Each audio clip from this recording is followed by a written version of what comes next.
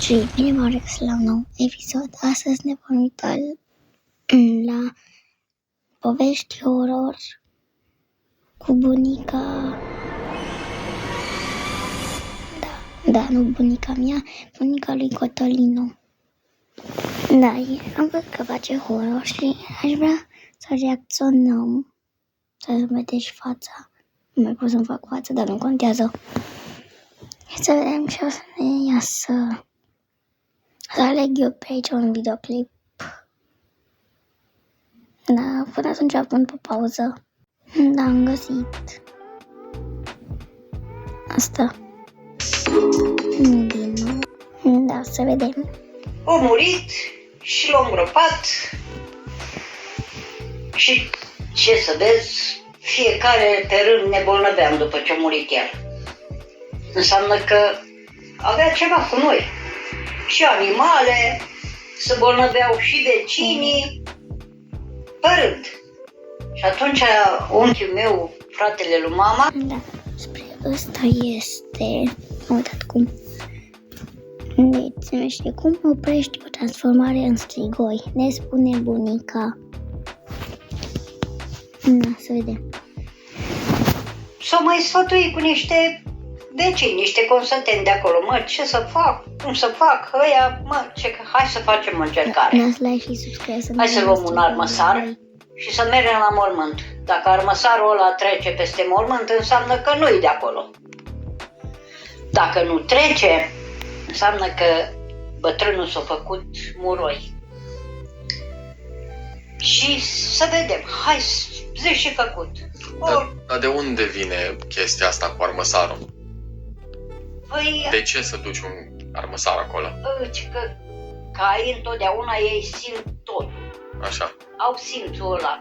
Și dacă e vreun obstacol care e în pericol, el nu trece peste el. Deci el poate să simtă supranaturalul. Sigur că da. Și putem să facem și noi. Dacă sunteți oameni buni, vă duceți în răi. Zi și făcut. Oameni răi, Ori luat îi niște transformați în consăteni de acolo, vreo strigoi. 4-5 bărbați, ori luat Mai armăsarul rău să ăla. fiți buni, să le ajutați pe oameni, Ce? să nu Doar ajung la furați, mormânt acolo noaptea, numai nu noaptea. fumați și așa. Ce să sară armăsarul ăla? Ce să sară? Nici poveste nu l-au putut să-l facă să treacă peste mormânt. Numai sărea în două picioare și necheza. Atunci s-a gândit, gata, ăsta, aici e Cum cuba, este? aici Mai nu e rău, locul. 4 minute.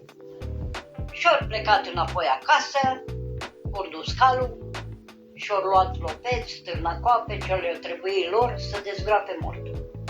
L-au dezgropat, când o desfăcut capacul, mortul era într-o parte. Nu mai tare să Întorsat auziți. așa, nu mai era Da, pe bine. spate.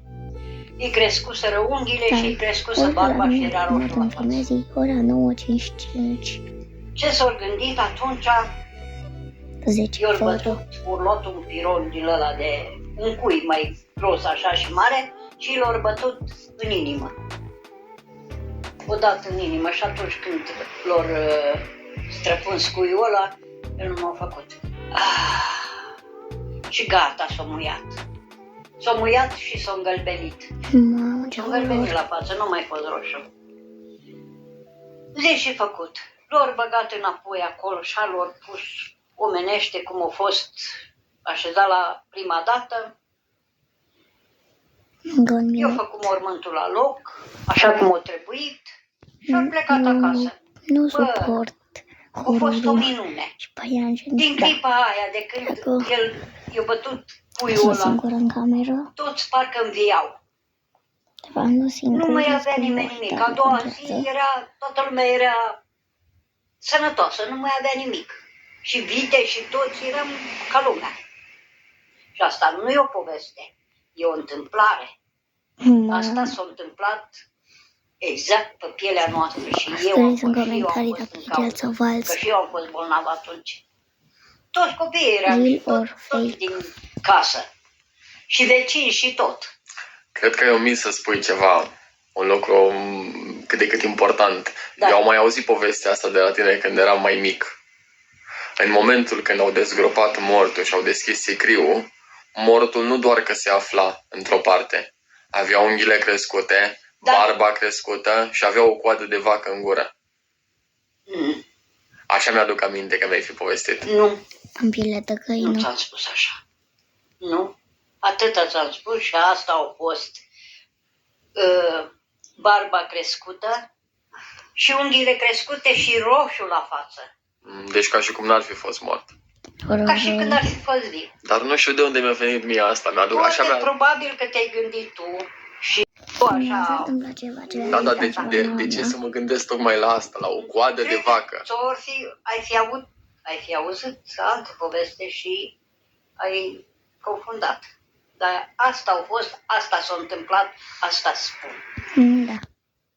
Acum, altă poveste și scrieți în comentarii ce mai vreți de la astea horror. Am găsit, este ăsta de aici.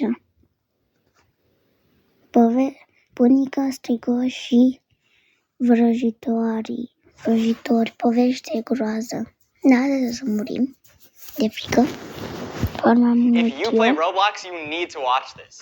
There's this Like, cool app called no. Skin Ape, and you play fun stuff like Îmi povesteai tu acum câteva zile că mai de mult se făceau vrăji. Da, am pățit-o eu. Când eram tânără, după ce m-am căsătorit, la vreo 3-4 ani după căsătorie, au început să-mi găsesc prin curte câte toate. Mamă. Eu mă turam curtea seara frumos, o lăsam curată, dimineața găseam capete de lumânări și șomoldoace cu ață colorată. Ce înseamnă asta?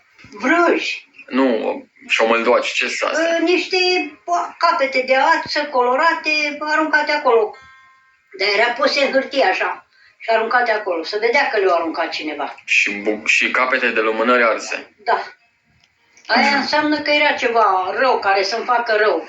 Că, într-adevăr, nu. Magie neagră. Magie neagră, că era de mult și se făcea. Și am pățit-o eu pe pielea mea. Azi așa, mâine așa, până într-un timp ajunsasem ca să nu mai judece capul cum trebuie. Plecam, luam că n-aveam apă acasă și meream la un izvor să iau apă. Plecam cu găleata și mă trezeam că mă încalț cu un șlap și cu un pantof. Și plecam pe drum. Când vedeam că piciorul e unul mai greu și unul mai ușor, bineînțeles că mă uitam și vedeam că nu e în regulă. Și o trecut mult timp așa. Și după aceea, într-un târziu, mai târziu, aveam Dacă mai vreți. o prietenă. Și o zis că să o las pe ea să se ducă să-mi aducă ea o găleată de apă de la izvor. Tot o insistat ca să o las să se ducă după apă. Și am lăsat-o. Du-te, dacă vrei, du-te și ea. Și când vin, mi-o pune acolo așa unde trebuia să fie apa și când mă duc să iau apă din găleată, niște fire de vată cu ceva roșu pe ele, în găleata cu apă. Și aia nu a fost semn bun. Deloc nu a fost semn bun. Vrea să mă despartă ca să rămână ele, probabil. Deci se făceau vrăji asupra bărbaților sau asupra tuturor? A bărbaților, a femeilor, ca să se despartă, să rămână ele. Și sunt și acum. Și aici se numesc boscoane. Boscoane. Vrăji. Da. Cineva care știe să facă vrăji. Uite și acum, De fapt, printre cele mai mari frici ale că cineva o găsit la răscruce de drumuri. Drumurile mereau în patru părți. Și chiar acolo la răscruce au găsit exact coși de nucă și de exemplu, o capete de mașină rână de aia imaginară. colorată. Iară înfășurate acolo și puse în mijlocul drumului. Aia ce-i? Rele. Păi și cu astea ce poți să faci cu ele dacă le găsești? Ce faci? Ce să fac eu? Când le-am găsit, le-am măturat pe foraj cu măturat și le-am băgat în foc. Deci trebuie arse. Dar trebuie arse, trebuie să nu pui mâna pe ele. Păi și în caz că se leagă ceva de tine sau așa, cum poți să dezlegi acea vrajă? Greu, nu știu. Greu, multe am tras în viața mea. Multe am tras. Și crezi că și în ziua de azi încă se mai fac? Să mai fac. Păi nu de mult acum, de vreo câtva timp, de puțin timp. Am auzit povestea asta cu la răscrucea aia când au aruncat capete de ață și coși de nucă. Da, uite, de exemplu, cineva vrea să pună pe cineva, da? De exemplu, cineva vrea să pună pe cineva nume. Dar dacă se întâlnește altcineva care nu are treabă cu el, se întâlnește și găsește asta pe drum, să leagă de el? Nu are nimica. Deci numai de cel care trebuie să lege. Da, numai care îl numești tu că trebuie să se lipească de el, de la să lipești. Mhm. Și acolo la răscrucea aia, cine știe pe cine o fi avut ca să se întâmple. Păi și mă gândesc că trebuie să mergi la preot sau ce trebuie să faci ca să scapi? Eu am fost și la preot, am făcut slujbă în casă, am făcut maslu ca să îndepărteze tot rău din casa mea, că era grozav.